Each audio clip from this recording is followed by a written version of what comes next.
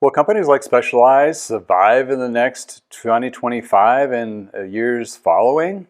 And we've got some tough challenges up ahead, of course, and we've already had a few already behind us. There lies one of the bigger manufacturers of bicycles in the United States is definitely a big talking point. Reason being is, well, they're in a lot of shops and they're very popular over the years. Hi, I'm Justin from Know a Guy Bicycles. You may have seen me on various other videos. I've been in the industry for over 35 years, from my parents' mom and pop shop days back in Parker Bikes to currently, you see it, in my own garage shop as well. So with all these experiences over the 35 years, I've seen the ups and downs of the industry, and we are in some bizarre new pickle. But starting to the Specialized story, I want to bring to light a little bit of their history, what they've been doing for the last 5 years, and, well, you guessed it, what's it going to look like from here on out? Without further ado, let's dive into this. All right, let's go back in time to 1974. Mike Sinyard, basically the creator of Specialized, in Morgan Hill, California. You know, the repack rides of the Gary Fisher and the Breezer days.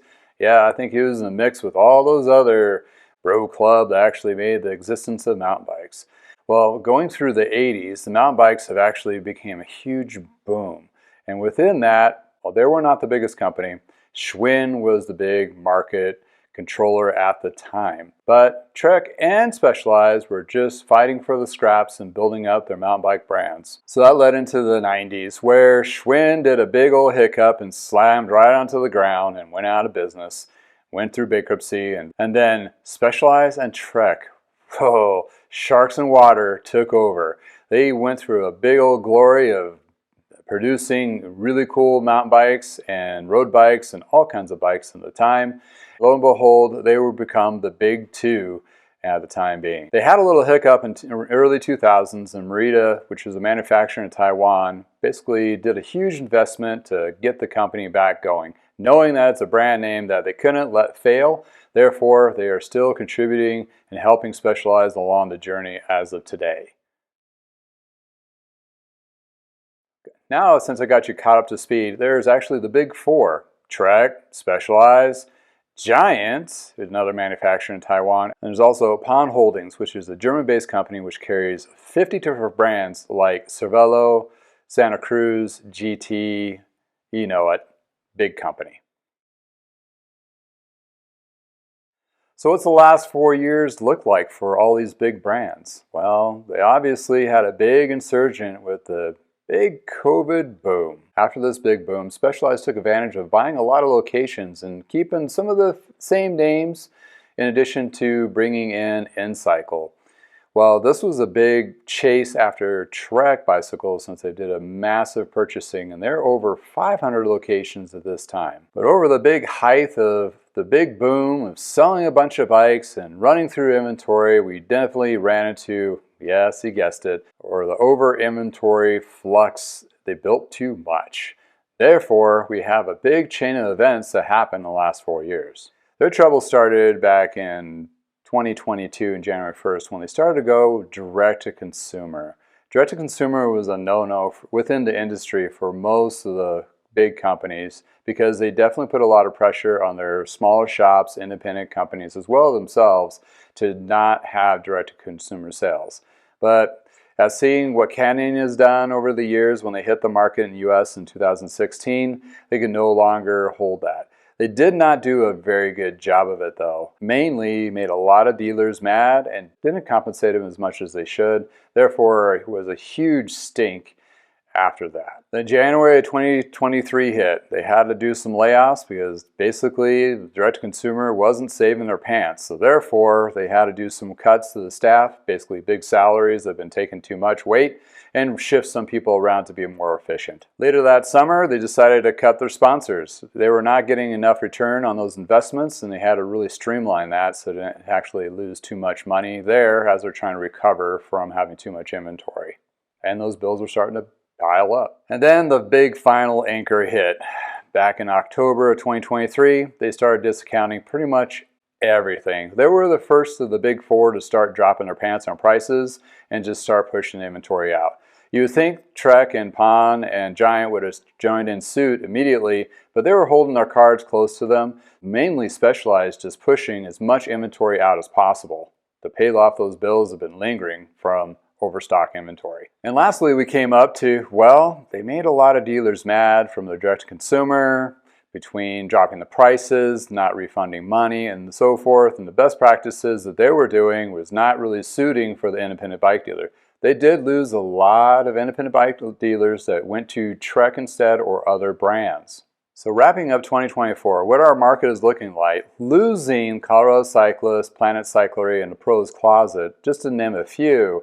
A lot of the companies have been basically going belly up, and the names are being resold in a big shuffle and reskinned basically to run other companies. Yeah, the Pros Closet is becoming its own company again by an investor, and Planet Cyclery and Colorado Cyclists were basically bought for the name. Cambria Cycle is the behind company that's running that platform now. So the current state of Specialized in the end of 2024, well, they're pretty much selling everything on sale, excluding their 2025 model that just hit.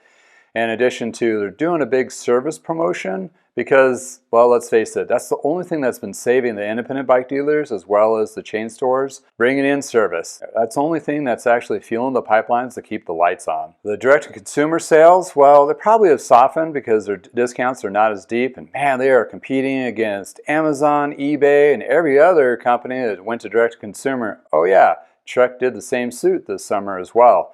So I thought it was kind of weird they named their stores InCycle or kept the name of the other stores they acquisitioned over the last few years. Turns out that the particular stores can actually bring in other brands like Salsa, Surly, or whatever to keep the store afloat.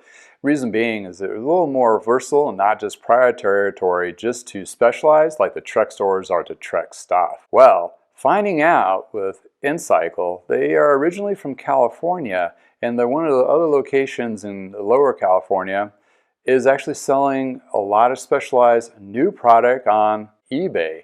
They're leveraging all sorts of different platforms through the company, not branding or muddling the Specialized name per se, but they're actually using those platforms to leverage more sales. Brilliant, I think. But with that brilliance comes with a cost. Direct to consumers, selling on eBay, all the things they've been telling their independent bike dealers over the last 3 decades not to do, but yet here they are doing it themselves. Well, they have to survive. Are they letting their dealers do the same thing? That's a question that only they can answer. But the problem is if you're a Specialized dealer and they're doing it and they're not letting you do it, that's a big conflict of interest. Therefore, you may not want to carry very much to Specialized going forward. So to wrap up 2024, they opened up a new facility basically to distribute more stuff. Well, wait, don't they have too much stuff? It's double the size of the current building, but through the chatter on the grapevine, it sounds like they're no longer renting and they bought the buildings. Good move for owning real estate for sure, but double the size of the current one? Well, yeah, they're looking forward into the future, but for right now, they're kind of a pinch with a big mortgage on the building. They are currently looking for other companies, possibly Europe or Asia, that want to move into the actual US market and use them as a distributor. Interesting twist, for sure. So what kind of projections that I can do with my opinion of being in industry for 35 years, what Specialized is going to do? Well, they're going to double down on service. I mean, obviously that's a breadwinner for all bike shops across the nation. That's the only shining light we're actually clinging on to at this moment. The continuing discounts are definitely going to keep going because they have way too much inventory. Therefore, you're going to see a lot of dumping on eBay as well as their locations just to push that inventory out to make room for 2025. But the question really is their new line mix of bikes are more catered and inventoried, supplied for the upcoming market? Is the price points dropped? Is the value dropped? Is the marketing different? It's all going to be really up in the air, but we'll see. Oh yeah, allude to that big building that they purchased. They better fill in some of that space and somebody to pay rent to distribute some of the other products other than theirs. But that's going to be tricky because a lot of companies are suffering, not growing at this point. Another thing is actually kind of sad. It's going to be closing some of their locations. Like Trek they just did too many buys too quick and locations are suffering. Therefore, they can't afford the rent on some of those as well as the staff. Therefore, they're going to have to be forced to be a little more smart about the locations and kind of, I don't know, downsize. But Specialized is very brilliant. If they really think about it, they may have to go back to the, yes, you guessed it, 80s and the 90s of the grassroots days of competing. Because really, they're not competing against Schwinn anymore, and they're not really competing against Trek or Pond. They're actually competing against themselves. Yeah, I said it. They are battling themselves and their ego. The reason being is they're going to have to go back to, the warm hug, commuting, building the culture around those particular bike events. In addition to, each bike category should have its own culture pursuit. If you're a roadie, you want to have definitely road culture basically being built up by Specialized. If you're a gravel rider, there's a whole new series on that that just came up in the last 5 years. You see that the traditional mountain bike, downhill, cross country, all those things. In addition to, you guessed it, the biggest piece of the pie where they're all missing is the recreational rider. The other 80–90% of us that want to just ride around the neighborhood, go on bike paths, just get into cycling, that kind of thing, that culture is basically ripe for the picking. But you know what? If they're sticking to their price points that they currently have now and the bikes that they're producing and just sticking to the high market, that's going to be pretty hard to swallow and push out. In addition to, that's the only market that's staying alive. Hence the reason service is doing so well. But lastly, what I think they should be doing, or what should be doing in 2025, is investing into the independent bike dealers, which they basically abandoned.